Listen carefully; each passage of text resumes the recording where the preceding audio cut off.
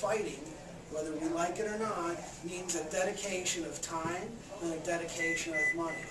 And this isn't a particularly big group, but when you consider that if we had just $20 from everybody that's attending, from everybody in the Liberty Movement, we've got to have, right there and then, we'd have the opportunity to put our message and to take this message of liberty out in such a way that we can push through some of the drawbacks and some of the problems that third-party candidates have had in the past. It doesn't take a lot of treasure, but it does take some. And it does take the opportunity to get out there with boots and to nibble up your fingers and do phone banking. Well, let me give you another example. On May 18th, down in Kentucky, they had a different kind of primary. A guy named Rand Paul running for office. Now, the difference was in Kentucky, the support that he had, even though the establishment was absolutely out with knives to kill this guy off, he had folks in Kentucky that were willing to donate some money, that were willing to donate some time, that were willing to really go out there and make a difference in their community, that were going to say, you know what, I can't take the whole state, but I can take my ward that I live in and go talk to my neighbors and make sure that they hear this name. I can go out and recruit 5 or 6 others that will get active in their wards, right? And take 10, 15 hours between now and election time to actually go out and get involved in the communities, right? Victory can be had under those conditions. And that's what we have to contemplate as we are pushing forward. Now, let me talk about another aspect of Scripture that I think very much applies here, especially from a military standpoint. Probably one of my favorite stories from the Old Testament, also from the book of Judges, chapter 7. It's the story of Gideon. Hundreds of thousands of troops are massing against the sons of Israel.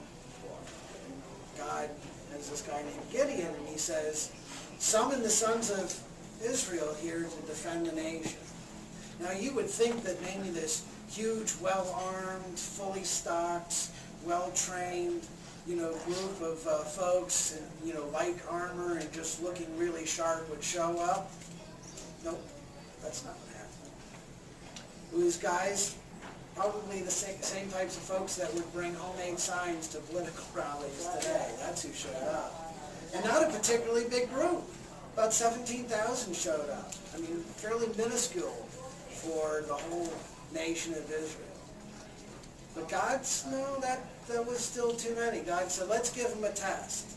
Tell anyone who's afraid, go home.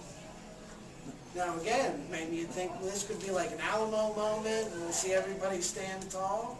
Well, I gotta tell you, the Bible's not a fairy tale. The Bible's truth.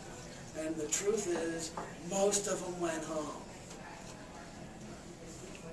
Now, I'm sure at this point, Gideon's thinking, please God, no tests. Right? But God wasn't done yet. He said, no. Send them down to the water, and we're going to have a test of discernment. Right? Those that are cautious with their surroundings, that are observing what's happening, you're going to keep them. Everybody else send home.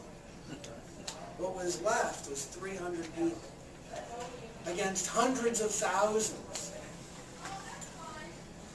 What the Bible goes on to describe is really the first recorded nighttime commando raid in the history of all civilization. It's absolutely fascinating to read this stuff.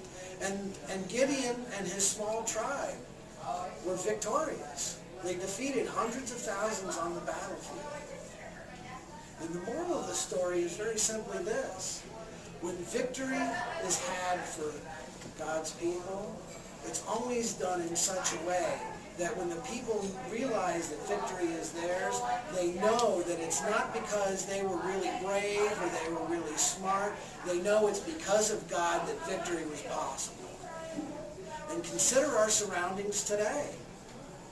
The liberal left media telling everybody that wants to own a gun or actually hold on to their Bible and teach their kids the 10 Commandments. right? You're labeled as kooks and nuts and racists and the rest of it, right?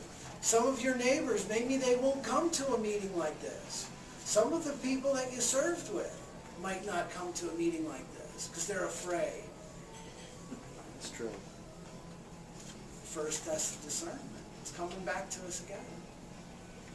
And how many of these false Republican candidates who talk a big game, but when they get into office, they never deliver. Ever. So now we've got a test of discernment.